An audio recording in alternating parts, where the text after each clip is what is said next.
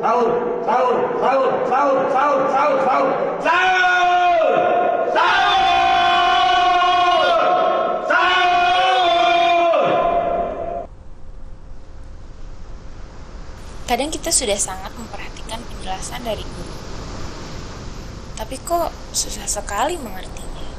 Kadang kita lihat teman kita yang kalau diajak ngobrol tuh loadingnya lama banget, tapi kok gampang menerima dengan materi yang dijelaskan dari guru. Nilainya juga bagus-bagus, jauh lebih bagus dari kita.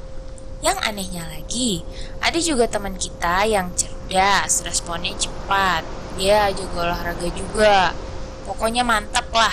Tapi dia kok susah banget menerima pelajaran, gak ngerti-ngerti kalau dijelaskan. Nilainya juga gak sebagus kawan kita yang loadingnya lama dan kadang kita suka gak nyambung kalau ngomong. Kok aneh ya?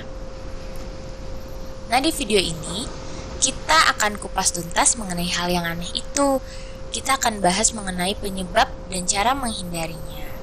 Yang kadang insya Allah jika materi video ini dijalankan, maka kalian akan mudah mengerti di semua mata pelajaran dan nilai kalian akan naik. Ingat baik-baik, apa yang akan kalian dengarkan di video ini akan berlaku terus hingga kalian dewasa, bahkan setelah kalian selesai sekolahnya. Materi ini adalah cheat dalam kehidupan kita. Nah, cheat ini disebut dengan adab menuntut ilmu. Dan tenang saja, karena ini tuh cheat yang dibuat langsung oleh Allah Subhanahu wa taala.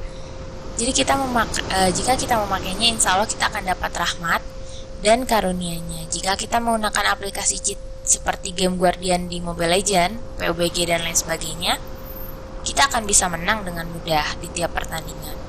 Satu kali mukul lawannya langsung mati. Tapi kalau ketahuan, tentunya kita akan disebut cheater oleh lawan main kita. Dan tentu saja akun kita akan diblokir oleh sistem di dalam game. Berbeda dengan cheat yang bernama adab menuntut ilmu ini. Nah, cheat ini sangat dianjurkan untuk digunakan dalam kehidupan sehari-hari oleh sang pemilik server kehidupan, yaitu Allah Subhanahu wa taala. Kalian dijamin tidak akan diblokir oleh sistem. Walau banyak teman kalian yang menyebut kalian cheater, belajar sedikit tapi nilainya maksimal. Pasti kalian banyak nemu teman yang kayak gini ya.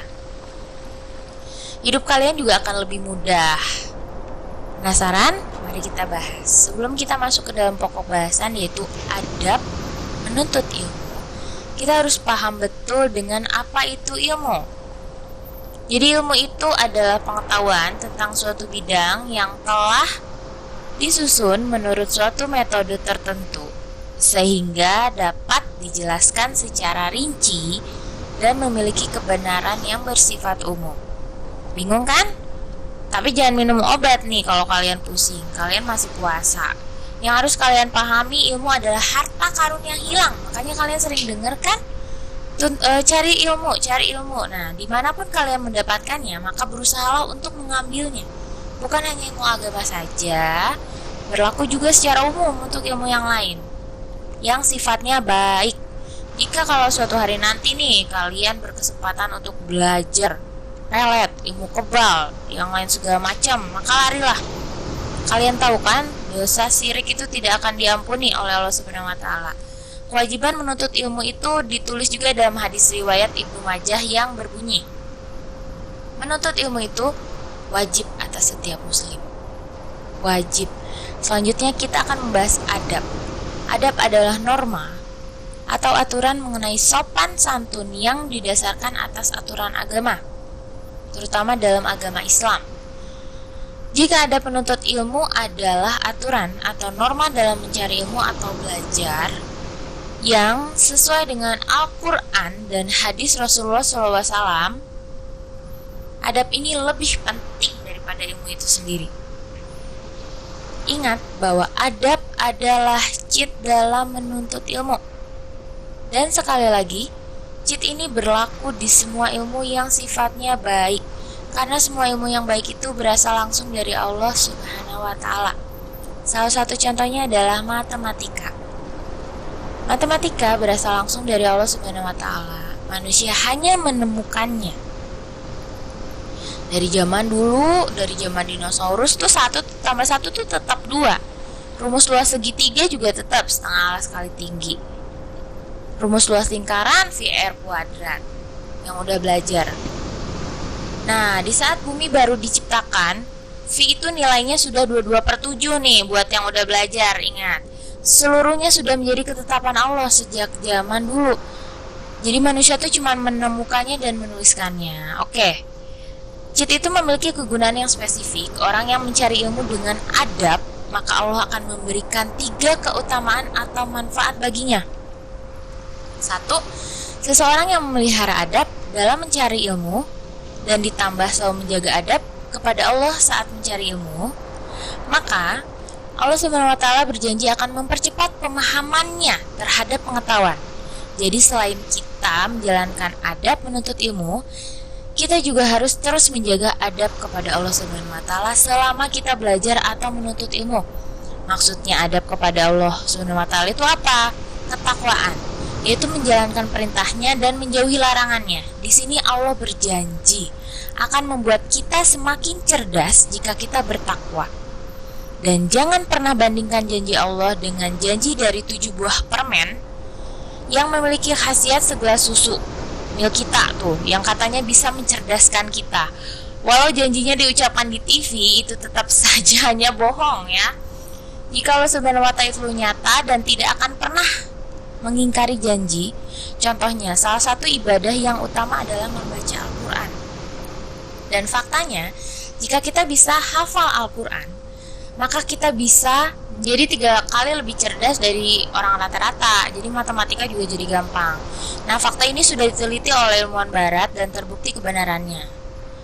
Orang yang menuntut ilmu dengan adabnya akan mudah dalam mengamalkan apa yang dipelajarinya. Maksud dari mengamalkan adalah membuat ilmu yang sudah kita ketahui menjadi suatu manfaat bagi kita. Contoh, kita semua tahu sholat itu wajib. Kita tahu betapa pentingnya sholat. Namun masih banyak di antara kita yang melalaikannya nih. Kayak subuh kita masih kesiangan, duhurnya kerepotan, asarnya di perjalanan, dan maghribnya kecapean. Finally, isanya ketiduran. Walau tahu pentingnya sholat, tapi susah untuk mengamalkannya. Di lain kasus, seberapa sering kita sudah hafal betul rumus-rumus matematika, tapi saat ujian, blank. Tiba-tiba amnesia, sulit untuk membuat apa yang sudah kita tahu menjadi manfaat bagi kita.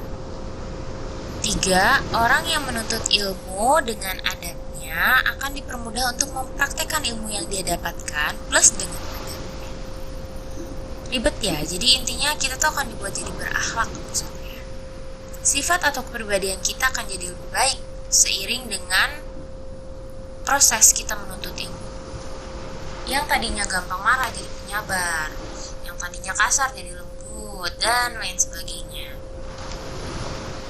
Allah Subhanahu wa Ta'ala akan membuka hati kita untuk bisa menjadi pribadi yang lebih baik. Dengan kepribadian yang baik, maka seluruh hidup kita akan ikut membaik.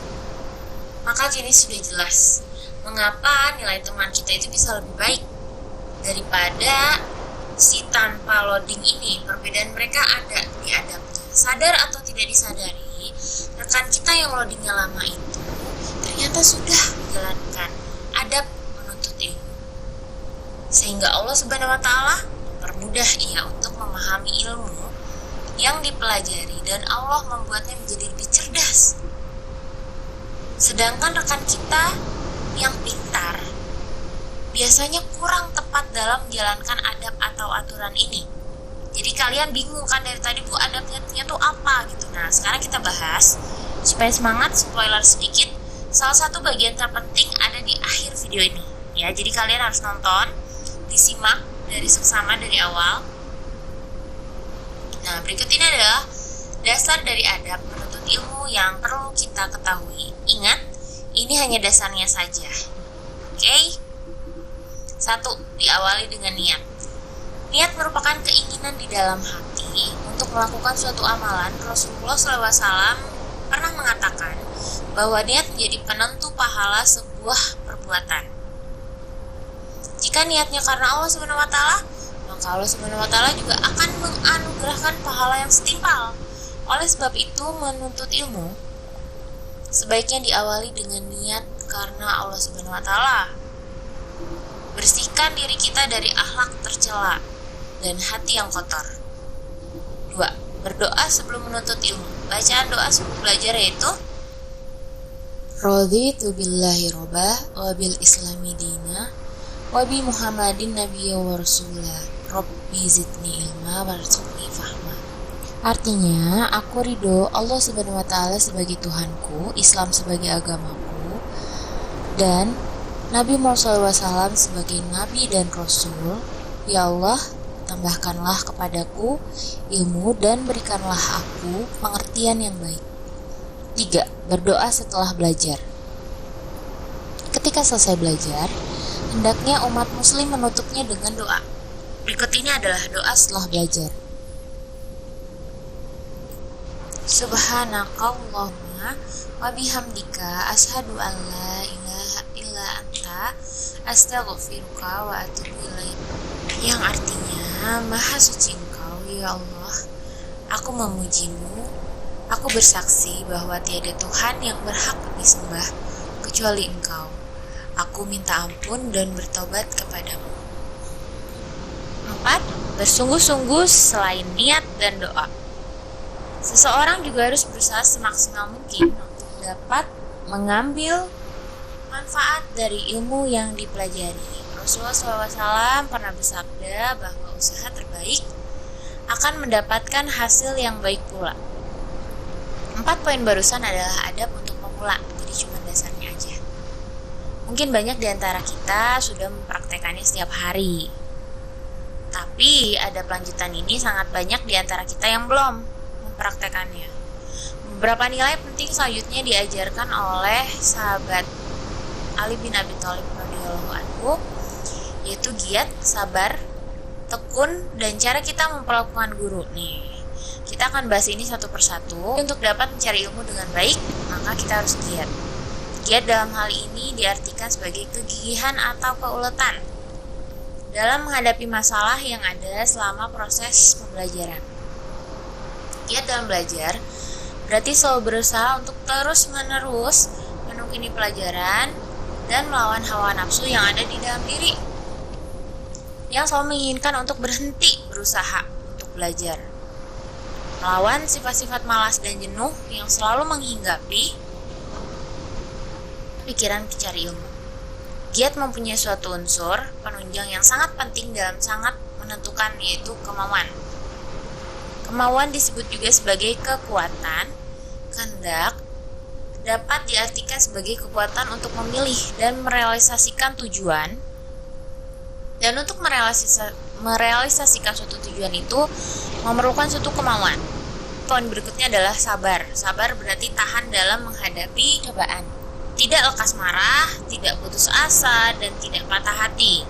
2 ujian terbesar dalam menuntut ilmu adalah adab kita sebagai murid dan adab guru kita. Seperti apapun seorang guru, ia tetaplah guru selama ia mengajarkan sesuatu yang baik, maka kita wajib menghormatinya. Dan ingat bahwa niat kita adalah mengambil ilmunya, sehingga kita harus bersabar. Dan mari kita bahas tentang cara kita memperlakukan guru menurut sahabat Ali bin Abi Thalib radhiyallahu anhu. Setiap murid harus menyadari bahwa gurunya dengan ilmu dan pengalamannya serta keinginannya membentuk muridnya menjadi seorang pribadi yang mulia. Mereka lebih mampu memberikan nasihat yang terbaik. Apapun yang diberikan dan yang diajarkan oleh guru pada muridnya hendaklah ditaati dan tidak dibantah oleh pendapat pribadi kita. Sebab kesalahan dari seorang guru mungkin masih lebih baik daripada pendapat kita yang benar. Menurut Imam Ghazali, jika seseorang murid mempunyai pendapat dan pilihannya sendiri, lalu mengesampingkan pendapat gurunya, maka celakalah murid itu. Ali bin Abi Thalib radhiyallahu anhu juga berkata, termasuk hak seorang guru tidak diberondong dengan pertanyaan, tidak dipaksa menjawab, tidak memaksanya duduk jika sudah akan pergi, dan tidak menyebarkan rahasianya, tidak mengumpat atau bicara kasar pada seseorang di hadapannya, dan jangan pernah mencari-cari kesalahannya. Selama sang guru selalu menjaga hukum Allah SWT, jika guru kita melakukan kesalahan, maka kita harus menerima uzur atau alasan penyebab kesalahan itu, menerima kekurangannya, dan kita sebagai murid harus dapat menghormati dan menjunjungnya layaknya orang tua kita sendiri. Kenapa demikian? Memperlakukan guru seperti apa yang disebutkan barusan bertujuan untuk mengundang rahmat dan ridho Allah Subhanahu wa taala, sehingga kita bisa mudah mengerti dengan apa yang disampaikan. Ingat, kita melakukan itu semata-mata karena Allah dan untuk kebaikan kita sendiri, bukan karena guru ingin dihormati. Dan sekali lagi ya, ingatlah bahwa ini untuk kebaikan diri kita sendiri. Kebaikan diri kita sendiri. Momen saat guru kita mempunyai keperluan adalah kesempatan kita untuk dapat segera membantunya. Hal kecil ini dapat mendatangkan rahmat Allah bagi kita yang sedang mencari ilmu. Dan yang terakhir, janganlah kita membanding-bandingkan, yang penting, guru kita dengan guru yang lain, baik mengatakannya secara langsung di hadapannya maupun membicarakan di belakangnya. Kita harus bisa menjaga perasaan dan nama baiknya. Ingatlah bahwa kita memerlukan ilmunya. Menghormati dan menjunjung tinggi guru adalah cara kita untuk mendatangkan pertolongan dari Allah Subhanahu wa taala. Kita melakukannya untuk kebaikan diri kita sendiri. Sekali lagi, kitalah yang akan diuntungkan. Selain itu, coba bayangkan jika kita bertemu artis atau tokoh idola yang kita idam-idamkan di hati kita, lalu tanpa diduga orang itu berkata, "Kamu jelek." Dan dia memberikan 20 alasan tentang mengapa kamu layak disebut jelek. Percaya, seluruh ucapannya akan kita ingat jelek hingga kita tua, walaupun kita terus berusaha melupakannya. Demikian juga dengan guru. Jika kita memposisikan guru itu di tempat yang spesial pada hati kita, maka kita akan otomatis mudah mengingat apa yang diajarkan dengan mudah. Kira-kira begitulah adab kita dalam mencari ilmu. Tidak ada jalan pintas dalam mencari ilmu. Kita harus tekun belajar. Semuanya butuh proses, waktu, jadi tetap semangat. Ilmu lebih utama daripada harta. Ilmu akan menjagamu, sedangkan kamu harus menjaga hartamu. Harta akan berkurang bila kamu gunakan, sedangkan ilmu bertambah bila kau gunakan. Demikian materi kali ini, semoga bermanfaat. Sebelum ditutup, ada 3 level penuntut ilmu yang wajib kita tahu. Level 1 adalah orang yang sombong dengan ilmunya. Itu biasanya adalah pemula. Level 2 orang yang merendah dengan ilmunya. Dan level 3 yang terakhir, merasa tidak tahu dengan ilmunya. Itu kalau misalkan orang itu benar-benar berilmu. Nah, kalau kamu tuh ada di level yang mana?